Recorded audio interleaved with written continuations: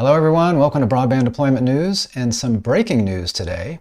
The FCC has announced that two of the top 10 winners, two of the three that we're waiting for in the top 10 winners have been or are ready to authorize RDOF awards. I'll be right back for that.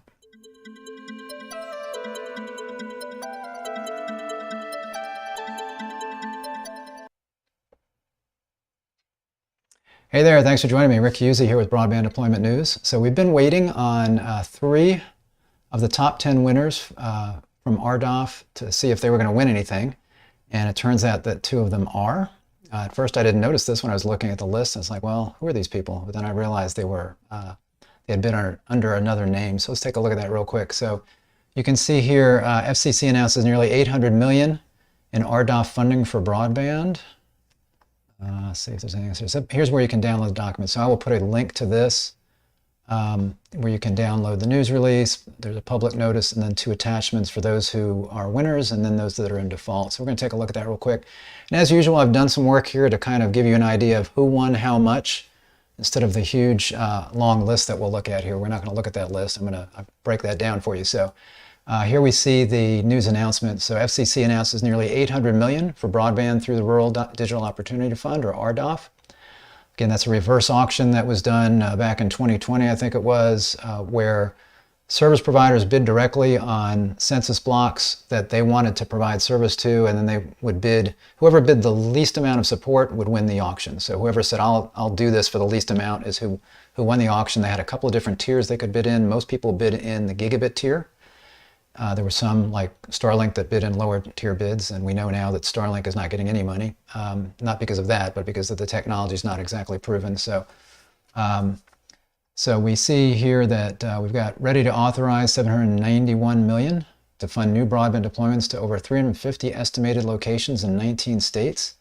The top three states receiving funding include Illinois for $212 million, Arizona for $140 million, and Iowa for $113 million. To date, the program's provided more than $6 billion in broadband deployment to 47 states. So originally, I think in phase one, they had figured it was going to be $9.2 billion. So we're up to $6 billion now. And again, Starlink basically defaulted. They're not going to get any money. And then LTD Broadband, those two were in the top 10. In fact, LTD Broadband was the top winner, and they're not getting any money. The FCC came out and said, no, we're not going to authorize any money for them either. So I don't know how much money is left. Again, two of the final, there's three left in the top, there were three left in the top 10, and there's two left, and we'll see who those are. This is the big long list. So you see this AMG, technology, internet was a big one. Then you get down here and you had another big one, and these are the top two. I'll tell you who they are here in a minute. AMG, still scrolling through all this in AMG. And then you got, then you had, there's California, Internet, GeoLinks, that's not the other. And then you had Connect, what was it? Oh, here it is, Connect Everyone. So this GeoLinks won a lot, and then you got Connect Everyone, which is a lot. And then you had a few others that were in there. So again, obviously, this is huge. So what we're looking at here, just before I get to my summary, is you're looking at each one of these represents a census block. Each one of these rows is a census block, and then there's a certain number of locations in a census block. And each bidder, they bid on a census block. And again, there's a certain number of locations in there. And a location would be a broadband serviceable location, so we think, because we didn't have the best data when all of this started. But you've got a census block with a certain number of broadband serviceable locations. That would be a home or a business. And then you've got how much money they won over 10 years. So they get this money over 10 years, and then it shows how much that is on their first year. And they get that every year for 10 years to be able to do this. So this is how much support they get based on what they bid. So, and then you've got, this is the public notice. So, it mentions here that this is a public notice on ready to be authorized, and then bid defaults announced. And you've got your date here. So basically there's two steps that these guys need to do. Now that they've been deemed ready to authorize, they have about 2 weeks in order to get two things into the FCC. One is a letter of credit, and the other is a bankruptcy code letter that is basically written by an attorney that says, if we go into bankruptcy, these funds will not be part of that deal. So those two things are left. They need to get that in by 6 o'clock on September 15th. And if you read through here, it tells a little bit of information about the companies that that won, and if they got any waivers. Some of them got waivers on ETC designations, that's eligible telecommunications carrier. And you need to have that ETC designation because it's part of RDOF. In addition to providing broadband service, you have to provide voice service, as you can see here, voice service through. That's something that everybody had to do. In some cases, they can get waivers if they showed the FCC that they were making a good faith attempt to get that ETC designation on time, because sometimes there's some hurdles and bureaucracy at state level that makes that difficult. So I'll post a link again to the FCC site where you can download these documents. Now let's see who it is and who won. So here you see we've got AMG Technology Investment Group. So that's also known as NextLink. And NextLink was one of the top 10 winners that we were waiting on. And you can see the states where they won. They won in Illinois, Indiana, Iowa, Kansas, Louisiana, Minnesota, Nebraska, Oklahoma, Texas, Wisconsin, and Wyoming. Then down here, I summarized from that sheet we were just looking at, the huge long sheet. I summarized, and I didn't count it all up. I was able to make it into a spreadsheet and kind of do some totals. Not that easy, but I was able to figure that out. So we got 1,831 census block groups. So that's the big group of census blocks that they won. And then out of that, you've got 54,875 locations, census blocks within that census block group. That's over 205,000 locations in all of those census blocks. So again, AMG, they won $428 million, almost $429 million. And they're averaging, if I average those, that money by the number of locations, they're getting about $2,085 per location. So that's very common to see locations in the $2,000 to $3,000 range as far as how much per location. Again, this is spread out over 10 years. So basically over 10 years, they're getting $208 approximately every year to service this location. A lot of this obviously is going to be, it's spread over 10 years, but this is basically for them to deploy the broadband. It's to cover the extra cost of having to deploy broadband to some of these areas that are further out than, let's say, in an urban or suburban area. And then you've got California Internet doing business as GeoLinks, and they are in Arizona and Nevada. So let's see, there's no duplicates there. And then they did 496 census block groups, about almost 6,000 census blocks, about 35,000 locations, see about 84.6 million, and again, 2,400 or so per location. Then we have Starry. So again, another in the top 10. Starry, and they actually were they were the second highest winner in this group. That's right. So you have Starry, Alabama, Arizona as well there, Colorado, Illinois. So you got a lot Illinois here, both in AMG with NextLink and with Starry. Nevada again here, because you got Nevada with California Internet or GeoLinks, and you got Ohio, Pennsylvania, and Virginia. About 1,300 census block groups, 17,598 census blocks, 102,000 or so locations, 247 million, and they also about 2,400 per location. Then you've got a company called Gigabeam, and they bid just in West Virginia, 53 census block groups, about 1,100 census blocks that makes up. That's about almost 9,000 locations, 27.9 million, and they're getting about 3,100 per location. And the amount per location is going to depend on a couple of different things. One is it a high cost area? How many bidders were bidding? It may be that, if you didn't get a lot per location, there were a lot of bidders in there, or if you didn't get a lot per location, it could be because it's just not that as expensive to serve it. So if you have a low number, I guess it could mean that a lot of people were bidding that number down, and you eventually got to the point where you said, for example, here, I'll take $440 per location to do this. So that would be SafeLink Internet in Nevada. So they also bid Nevada. So you got Nevada there. And 53 census block groups, 1,100 or so census blocks, about 9,000 locations for them. I'm looking at the wrong thing, sorry. We're looking at SafeLink. 21 census block groups, 388 census blocks, 2,700 or so locations. They got about $1.2 million, and again, about $440, $439 per location. So these are smaller operators that are bidding in these areas where maybe another operator, maybe they had big operators that were bidding and they really wanted to get this because it was right there in the backyard, or maybe nobody bid it, and they just bid it at a low. We don't know why it was so low. Shenandoah Cablevision in Virginia. So they were only 3 census block groups, 188 census blocks, about 2,400 locations though. And then they got about $1 million and about $427 per location if you look at it like that. So again, over 10 years, they're getting about $43 a year if you look at it that way. So they're in Virginia, and who else was in Virginia?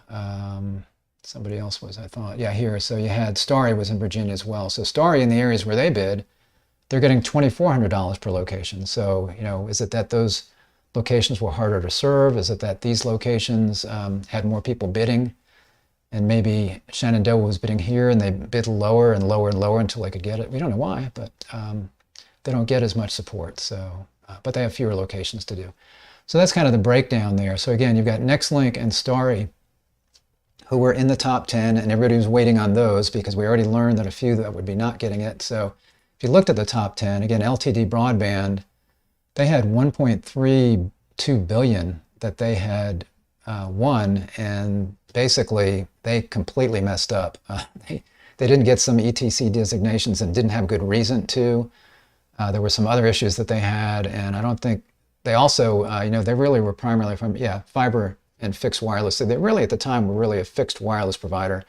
They said, oh, we can do this, and we're going to do it with a combination. But the FCC, in the end, was not sold on whether they could do this, and they had not really shown that they were very organized, because they had some issues with getting paperwork in on time, and had some issues with an attorney they were working with, and possibly letting out information during the quiet period. So it was not a good look for them.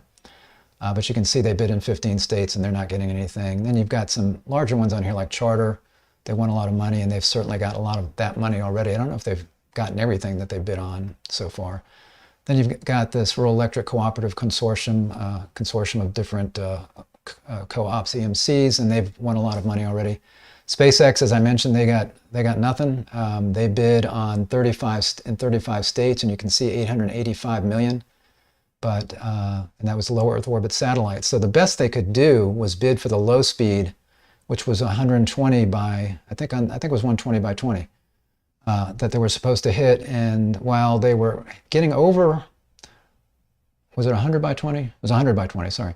So, and they were getting over the 100 megabits down in a lot of cases, especially when they first launched their constellation and they had new satellites up there in an area. But then I think as the take rate went up and more people got on that, and there was more demand on it, then you would see that the speeds would come down below 100, and then they'd launch more satellites and would go up again. And they were struggling to get over the 20 megabit per second on the upload. So there's that.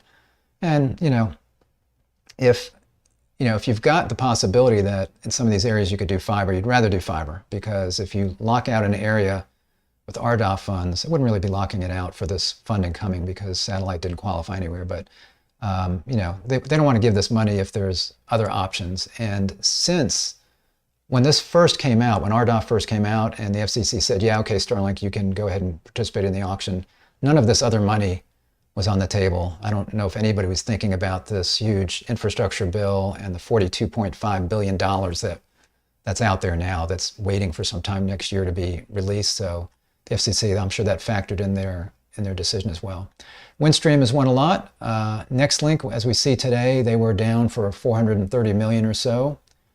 And let's see what they wound up here. NextLink, about, close, 429 million. So I don't know if there's anything left, or there's some defaults in there that may be coming, or that maybe they had already experienced. I don't think they had any notifications, so there may be some defaults there. Then you have, so NextLink, then you had Frontier, they've won a lot already. We got Resound, this is the one that we're waiting on. I don't think we've heard anything about Resound Networks. They've got 310.6 million out there in 7 states, and that's down as fiber and fixed wireless. So Resound and NextLink and Starry were really primarily fixed wireless plays, but they've all come out and said, I think, hey, we can do this, with a mixture of fiber and fixed wireless. But what I really think they mean is fiber most of the way to fixed wireless last mile. And they've been looking at technologies to do this. They have come out. I think both Resound Networks and NextLink have come out with press releases and said, hey, we had a gigabit download speeds, on this particular equipment, doing it this way. So they've been pitching that through the news media. And then you've got, you got Starry here at 268.8 million, and they were a little bit less. So I had them down this time for, let's see, Starry, where are they? 247.7 versus 268.8. So not quite the number that was listed here originally on light reading.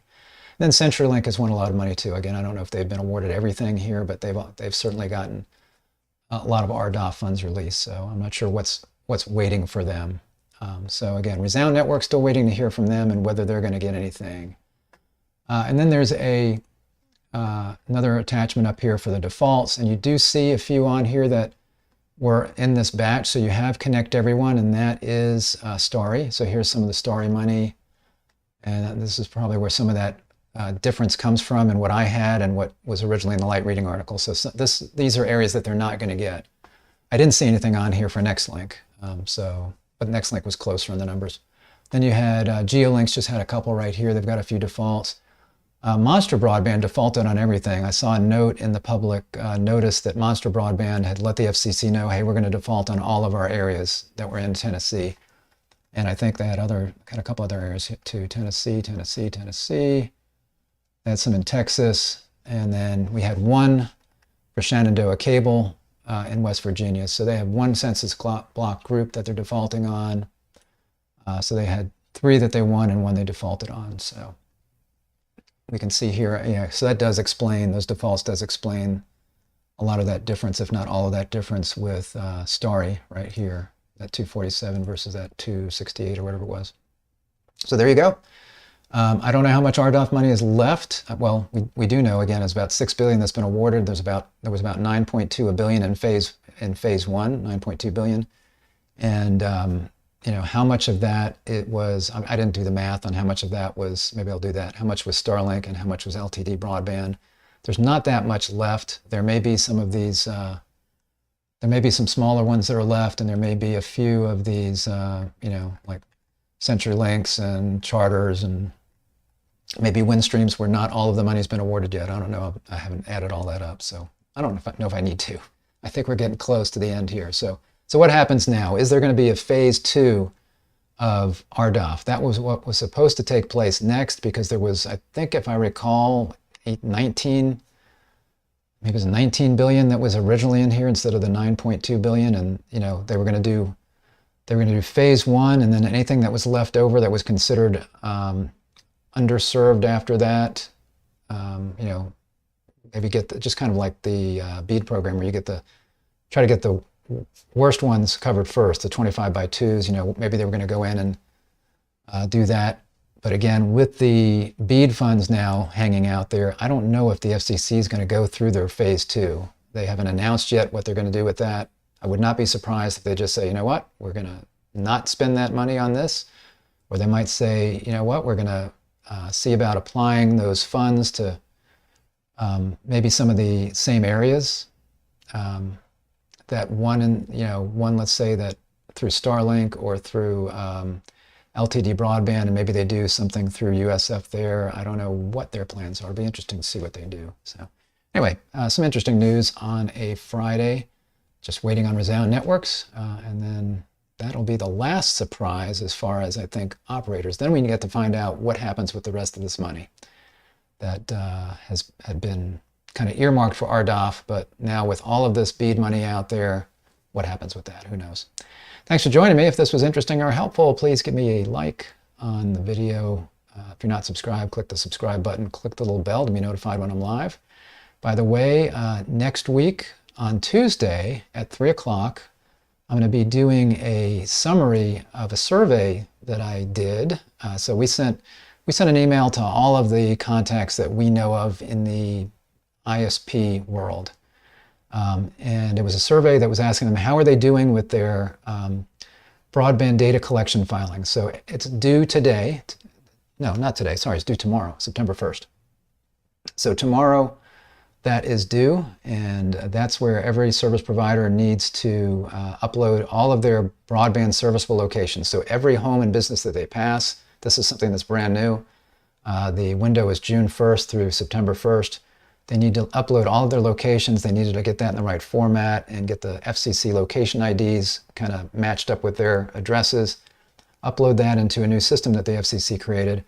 And then from there, the FCC is going to take that information, which has got supposedly all of the broadband serviceable locations in the country, those that can actually receive broadband and that it's appropriate to receive broadband, not a parking lot, and not a barn, but a house or a building, that kind of thing.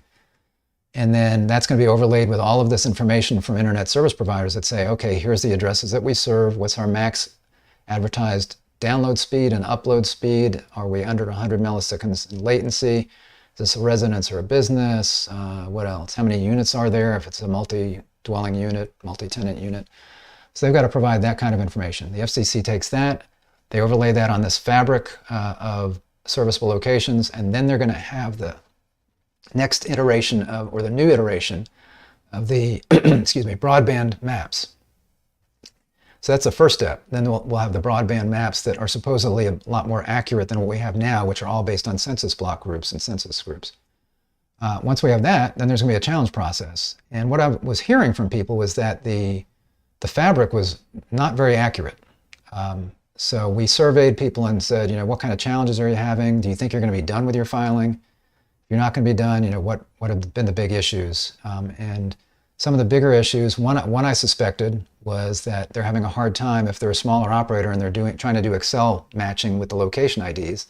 That's been a challenge for folks, trying to get their addresses to match up with the address and location ID that the FCC has, because they can only upload the location ID.